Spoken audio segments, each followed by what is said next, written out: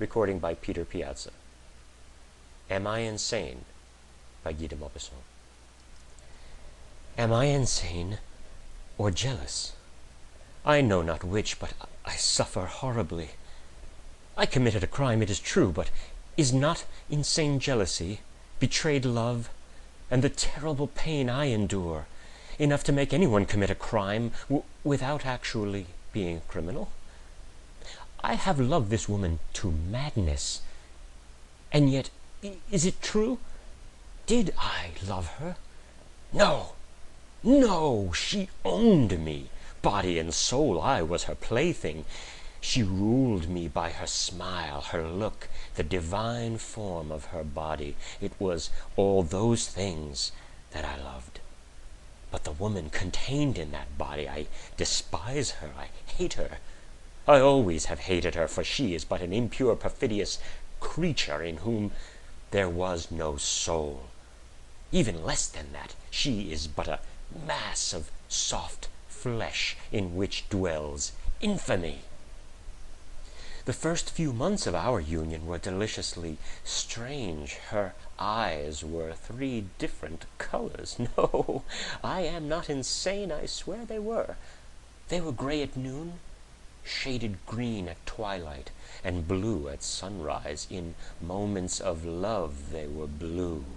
The pupils dilated and nervous, her lips trembled, and often the tip of her pink tongue could be seen, as that of a reptile ready to hiss, when she raised her heavy lids, and I saw that ardent look.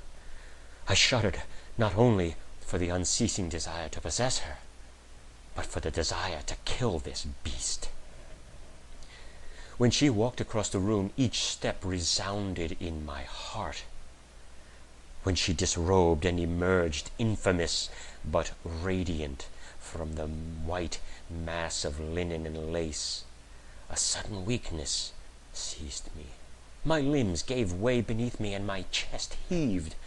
I was faint, coward that I was. Each morning when she awakened, I waited for that first look, my heart filled with rage, hatred, and disdain for this beast whose slave I was. But when she fixed those limpid blue eyes on me, that languishing look showing traces of lassitude, it was like a burning, unquenchable fire within me, inciting me to passion. When she opened her eyes that day, I saw a dull, indifferent look, a look devoid of desire, and I knew then she was tired of me. I saw it, knew it, felt it, right away, that it was all over, and each hour and minute proved to me that I was right. When I beckoned her with my arms and lips, she shrank from me. "Leave me alone," she said. "You are horrid." Then I became suspicious, insanely jealous, but I am not insane. No, indeed. I watched her slyly. Not that she had betrayed me, but she was so cold that I knew another would soon take my place.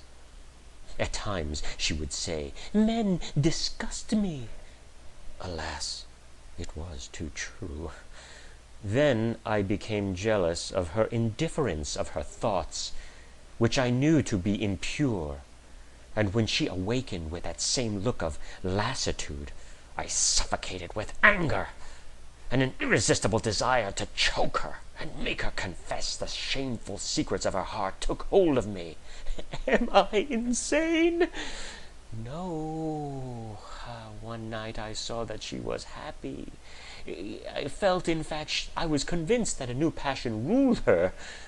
As of old, her eyes shone, she was feverish, and her whole self fluttered with love.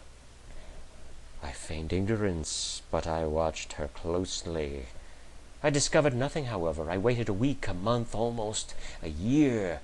She was radiantly, ideally as if soothed by some ephemeral caress. At last I guessed. No, I am not insane. I swear I am not.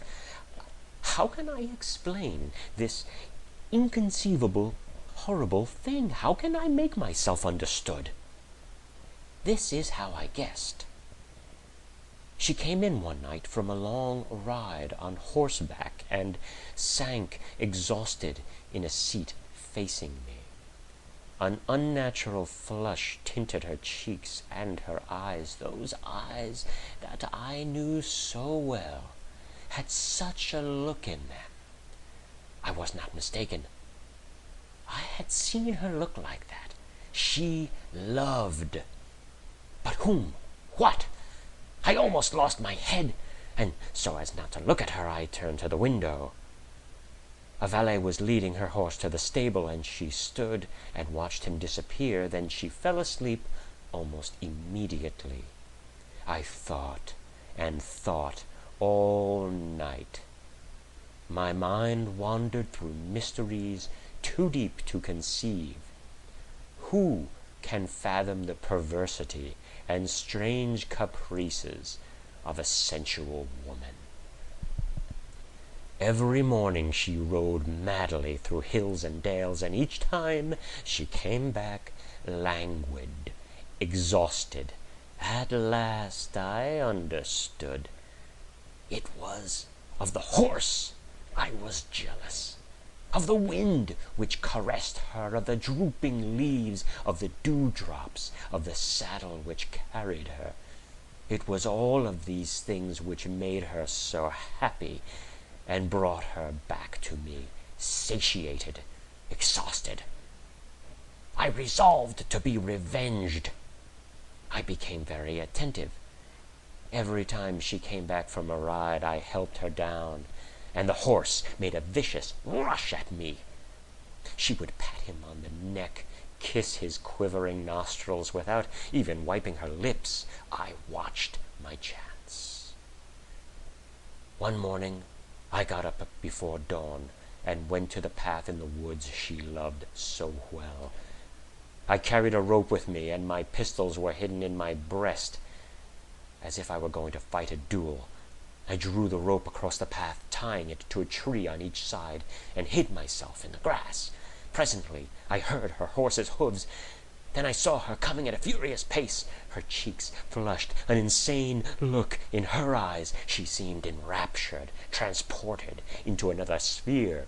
As the animal approached the rope, he struck it with his forefeet and fell.